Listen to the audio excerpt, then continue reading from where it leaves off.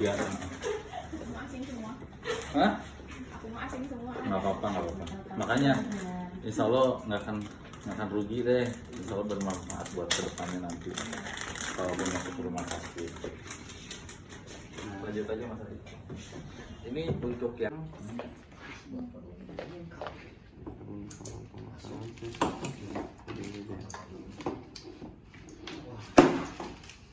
paling panjang. Ini breathing paling panjang.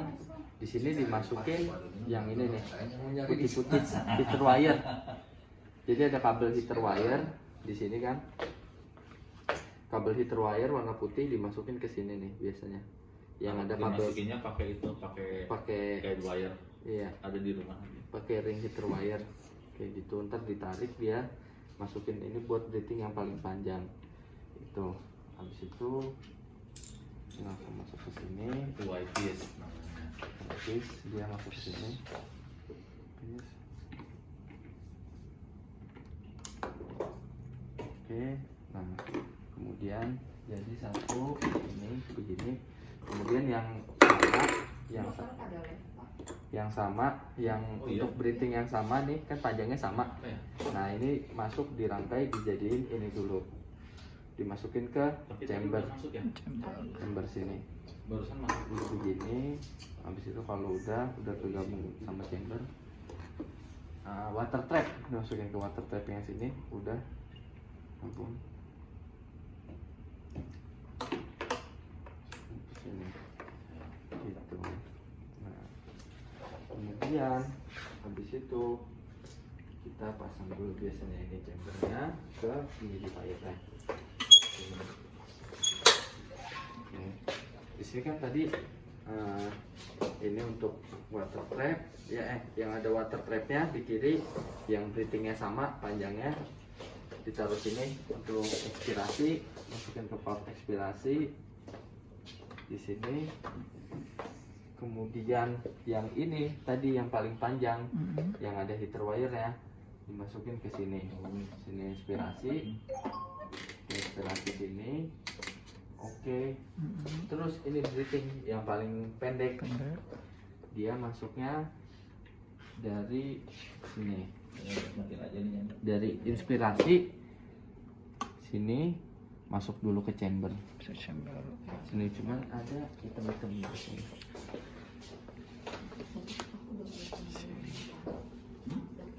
Masuk ke chamber sini gitu. Oke. Habis itu baru pemasangan untuk ini sensornya. Sensor kuning di sini kan udah ada warnanya. Kuning.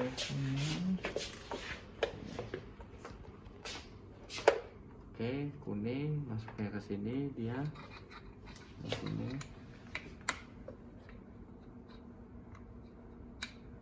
Oke. Kemudian ini sensor heaternya dia yang biru. Oke, masuk ke sini. Terus ini buat ngecek panasnya sih, humidity. Masuk ke sini. Sini. Kemudian ininya dia masuk ke sini. Jadi dia ngecek suhunya dia dari sini di chamber berapa, kemudian uapnya yang mau masuk ke pasien di sini. Ini out, ini inspirasi. Oke. Kalau udah pasang Islam di sini.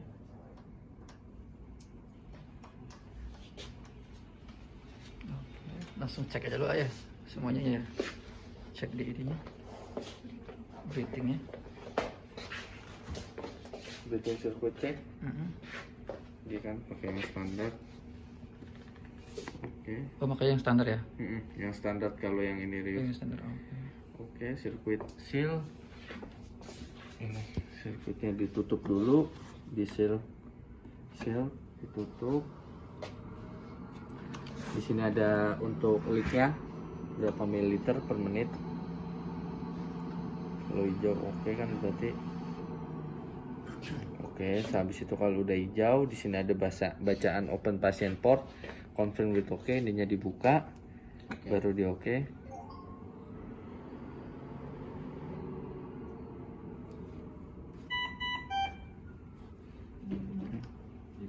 Aktif mau dibayar. Sebelah mana? Di mana lagi kan?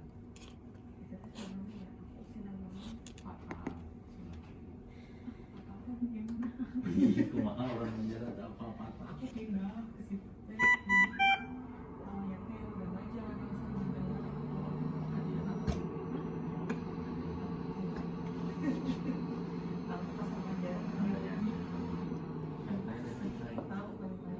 Oke, Kalau dari sini open habis itu.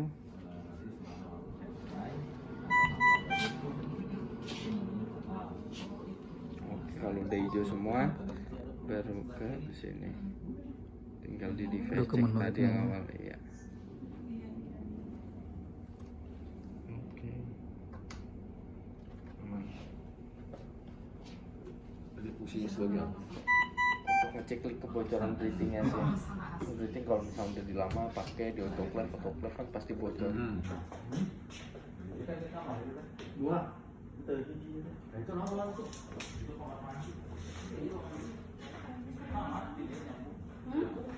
Iya. Kalau dulu mah kita di aula. Di bawah ya. Ternyata iya, cabang alim mah dikasih di sini khusus.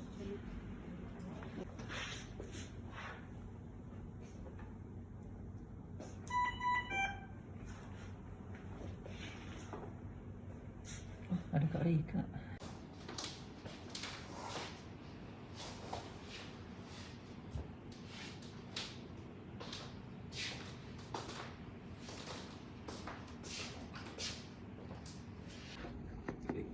Baik. Nah, ini untuk settingan fraksi oksigennya dikasih berapa? 50 aja. Misalnya 50. Untuk flow-nya, kalau flow tinggi mungkin bisa nyampe Sebenarnya 100 ya. maksimal flow itu dikasih berapa sih mas? Di 60 sih. Maksimal Gitu. 60 ya? Saya waktu itu ngobrol juga di 60 sih katanya. Minimal 30. Untuk high- flow untuk apa? high pressure-nya sih dia saya belum tahu juga tuh rate-nya, cuman saya nanya-nanya katanya di 60 cukup katanya Cukup gitu. ya? Oke. Pak Aldi, tadi tes gas dari mulai nol Pak Abi yang operasiin gitu Pak. Teman-teman yang Ah. jaga. Enggak. Nah, saya Jadi paham. 50. Jangan orang. Kalau running kita bisa langsung start O2 terapi di sini.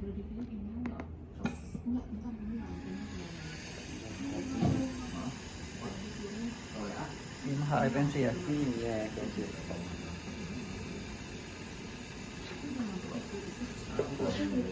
Kenceng ini ya? Kenceng kan? Coba diturunin ke 30.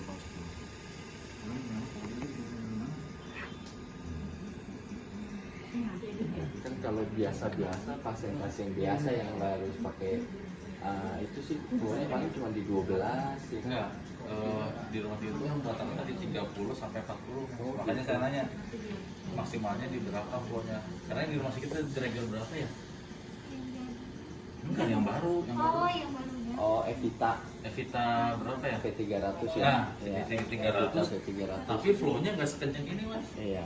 Dia ada pengaturan flow, ada yang slope juga. Nah, Sama sih. Evita P300. Dok, kalau yang ini flow-nya kenceng dok HFNC-nya Iya kan. HFNC dibandingin yang Evita itu. Iya. kalau di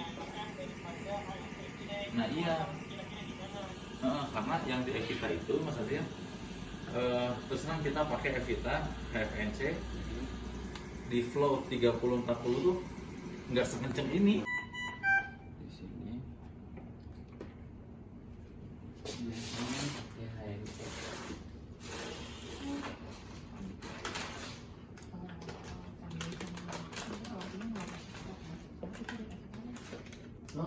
Iya,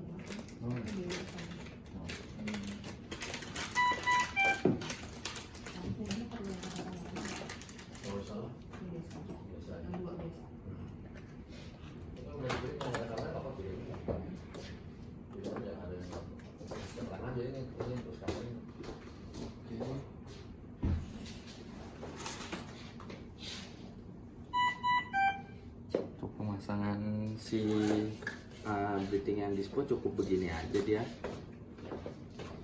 Terus ini boleh dibuka nggak? Boleh, jangan dulu. Lagi dikirim, ada yang udah dibuka. Ya dia udah dibuka. Iya. Kalau ini perlu kalibrasi lagi nggak? Soalnya kan Ini? yang tadi nggak lolos.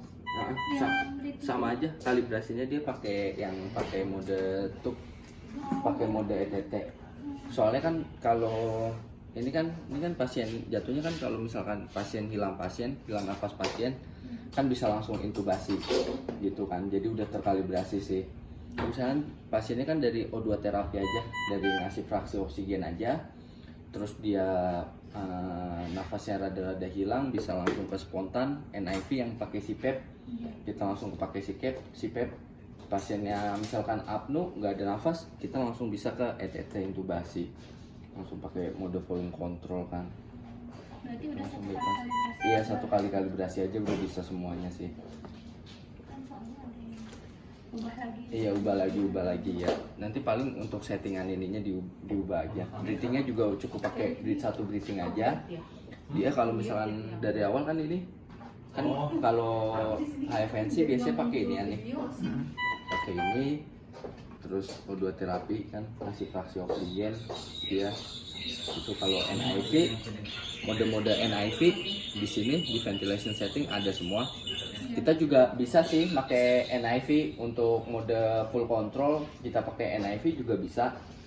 Tapi lebih maksimal ketika diintubasi kalau pakai full control kan. Gitu sih. Paling kalau SIMV kita pakai SIMV synchronize pakai NIV bisa juga. Synchronize maupun CPAP bisa. Sini ya. Iya. Filternya diinspirasi, nggak diinspirasi. Filternya diinspirasi. Inspirasi. Iya. Dua sih, kalau yang bagus sih dua sih. Sini sama Inspirasi ini. sana. Sama di sini. Satu di sini. Satu di sini. Cuman kalau misalkan itu untuk pasien-pasien intubasi sih, kalau dua biasanya. Iya.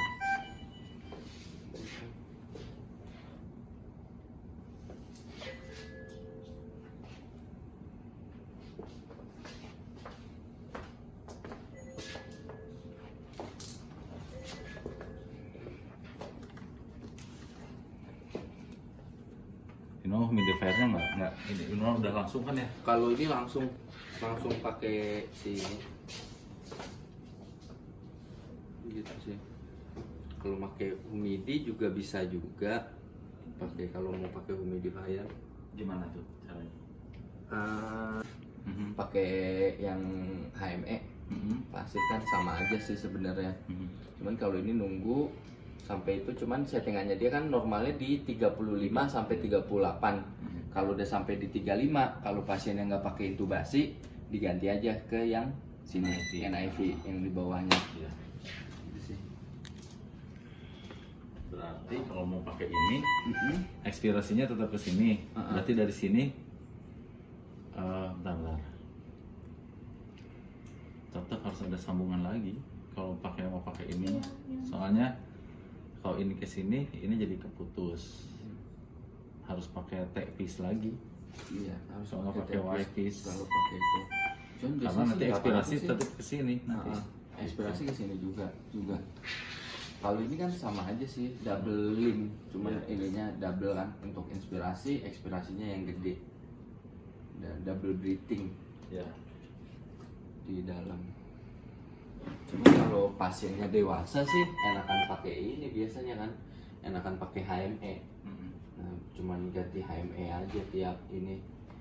Tapi kita udah pernah beberapa kali tuh pakai yang single chamber kayak gini. Di pasien-pasien yang BH-nya banyak itu jadi ngeplak. Jadi proses humidifikasinya tuh kurang bagus gitu. Maksudnya Apakah karena memang nggak ada WFI atau hanya ngelembaginya dari sini aja apa gimana ya? kalau pasien-pasien apa pakai yang ini Pasien terintubasi terus pakai yang single chamber ini single beberapa kali ini. kejadian itu ngeplak si Ngeplak. dahaknya tuh di dalam RTT itu jadi apa? jadi nyumbat gitu. Buat iya. Tapi kalau misalnya untuk DNIV atau HFNC sih kita belum pernah coba ya. Cuman beberapa kali waktu itu sempet pakai yang single chamber ini. Ada solusinya nggak nih? Kenapa berkerosolan? Kalau ini dia kan karena dia nggak ada water trap kan di sini kan. Kalau yang Rius dia kan ada double water trap Iya. double water trap. Nah ini ngetrapnya juga kalau misalkan berair di sini susah juga kan ngetrapnya harus ke ini gitu sih. Cuman mah aman soalnya kan dia diekspirasi kan, ekspirasinya lagi beda breathing di dalamnya lagi gitu sih. Makanya kenapa kalau misalkan pasien intubasi HME-nya harus 2 ya itu sih buat ngetrap dari ETT yang tadi tuh, buat airnya ngetrap yang ini sih itu. Jadi biasanya tuh ada 2 kan kalau misalkan Berarti harus coba 2 ya. 2 kan bisa. Saya ini sih ngelihat di Susah ya. Susah ini ya. pusat ya. Susah ini. Oh, susah sih. 2 ya, berarti dari sini sama di situ ya. Sama di sini kalau pasien intubasi depannya iya. Terus saya ngeliat di ini juga misalkan pasien-pasien operasi tuh 2 kan, operasi misalkan operasi lebih dari 1 jam atau misalkan 2 jam lebih kan dia dipakein itu juga biar enggak sama, biar enggak kondensasi. Itu sama sih peralatan NIF-nya belum ada ya. Lagi di jalan. Kasih gue cek. Bentar.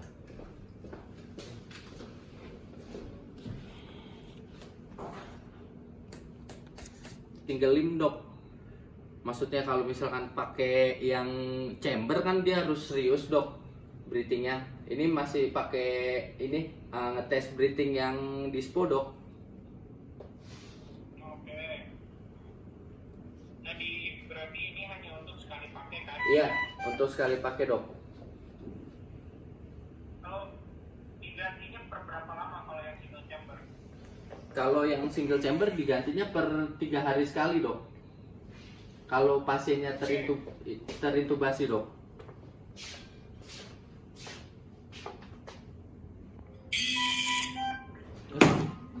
Orang kok mati? Ada telepon.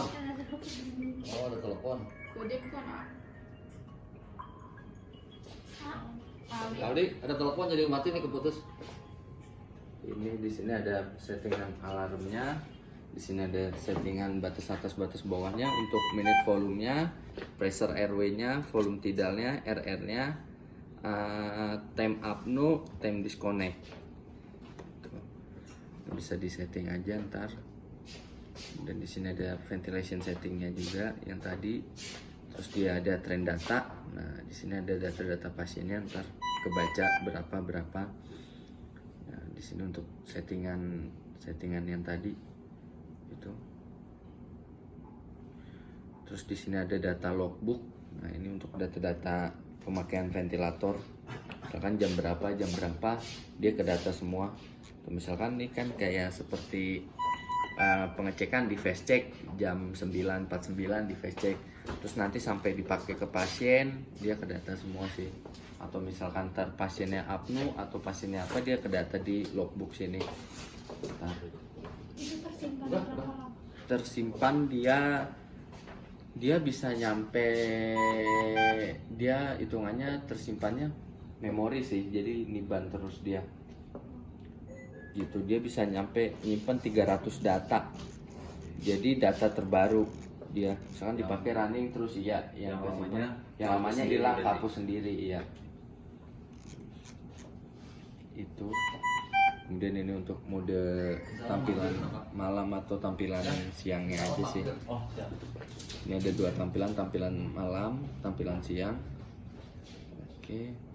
Kemudian di sini ada sensor, ada flow sensor, kemudian ada O2 sensor.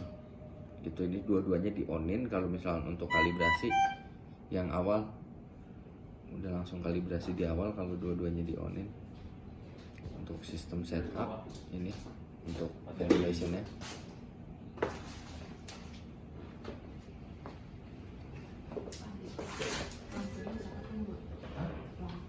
Double dong. Oh, gasnya nggak double. ini bisa kita langsung mulai aja. Di sini kalau misalkan untuk settingan awal sih, ketika alat nyala tampilannya dia begini. Tampilannya dia begini ke start standby. Di sini ada pemilihan untuk terapi tipenya. Yang satu itu tube atau intubasi. Yang kedua NIV. Ini pakai masker. Di sini ada gambar masker juga NIV atau oksigen terapi. Nah, kalau di oksigen terapi ventilation settingnya cuma 2 doang, dia ngatur fraksi oksigen sama flow biasanya. Nah, kalau misalkan di NIV ini settingan ventilationnya dia itu ada lengkap untuk semuanya, untuk tipe pasien dewasa lengkap. Dia ada VCCMV, SIMV atau MMV, dia kemudian PCAC, BiPAP. Nah, kemudian kalau misalkan masih kurang juga untuk mood-moodnya, di sini ada more setting. Di sini ada more settingnya untuk ngatur. Misalkan kita lagi pakai BiPAP, di sini BiPAP kan terapi sebelum CPAP dia. Jadi di onin bisa untuk di sini ada alarm apnea ventilation, misalkan gak ada nafas dari pasien. Nah, di sini bisa diatur untuk apnea ventilationnya. Di sini. Tuh, untuk tampilannya di sini ada VC, AC, SMV, MMV. Kemudian untuk mode pressure-nya di sini ada PCAC, BiPAP. Kemudian ada spontan CPAP juga. Oke, untuk pertama kali sih mau pakai NIV maupun intubasi, dia pertama sih seharusnya di device check di sini dulu. Device check kayak tadi, ini untuk ngecek alarmnya dia. Nah, kayak gini. Ini bisa kita yes. Oke. Ini untuk pengecekan semua, untuk pengecekan alarm, pengecekan breathing, untuk pengecekan ekspirasi valve, untuk pengecekan inspirasi valve-nya juga, untuk pengecekan, intinya untuk pengecekan mesinnya dia deh. Di sini.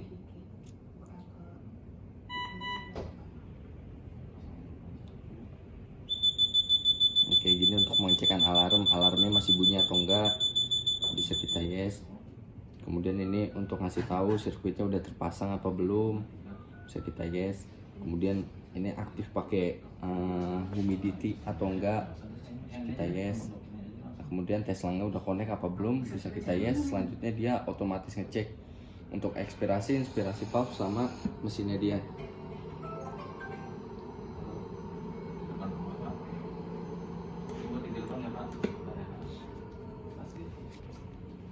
Oke, kalau sudah bisa kita yes, dia lanjut ke breathing circuit. Nah, di sini ada tipe-tipe breathing circuit, ada yang dewasa, ada yang pediatrik di sini. Kalau kita misalkan pakai koaksial atau breathing, ini kan breathing yang reuse, yang bisa di reuse. Ada juga kan satu lagi breathing yang bisa yang dispo sekali pakai kan. Nah, itu kita makainya breathing yang koaksial. Jangan lupa dipakein sama HME, filter HME-nya dia. Kelengkapannya. Itu nanti di sini masuknya ke HME filter kalau kita pakai koaksial.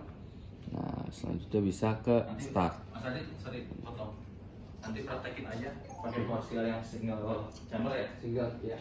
Ini chamber. Kalau yang dispo seperti biasa kayak gitu nggak usah dirubah ke mode yang tadi ya, nggak usah ya.